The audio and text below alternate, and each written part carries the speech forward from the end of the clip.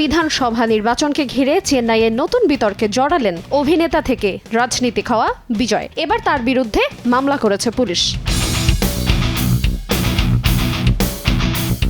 তামিল সিনেমার জনপ্রিয় অভিনেতা থালাপতি বিজয় ও রাজনৈতিক দল টিভিকে এর প্রধান এখন আইনি জটিলতায়। অভিযোগ, নির্ধারিত নিয়ম ভেঙে চেন্নাইয়ের ব্যস্ত এলাকায় রোড শো করেছেন তিনি।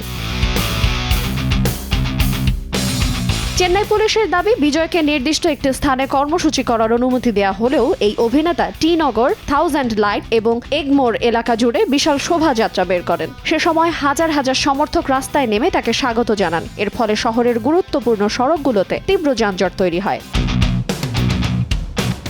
নির্বাচন কমিশনের একটি ফ্লাইং স্কোয়াডের অভিযোগের ভিত্তিতে পুলিশ বাদী হয়ে মামলা দায়ের করেন। ভারতীয় ন্যায় সহিংসতার 223 ধারায় এই মামলা হয়েছে, যেখানে সরকারি নির্দেশ অমান্য করার অভিযোগ আনা হয়েছে। এই ঘটনায় বিজয় ছাড়াও টিভিকে এর একাধিক নেতার নাম রয়েছে মামলায়। তবে এখনো পর্যন্ত এই বিষয়ে কোনো প্রতিক্রিয়া দেননি বিজয় বা তার দল।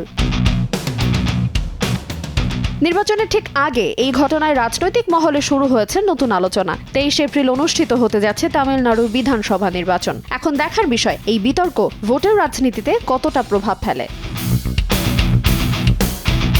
আইরিন আয়াত, সময় সংবাদ। Problems will come and go. கொஞ்சம் chill பண்ணும். அவ்வளோதாங்க, அவ்வளோதான் மேட்ரு.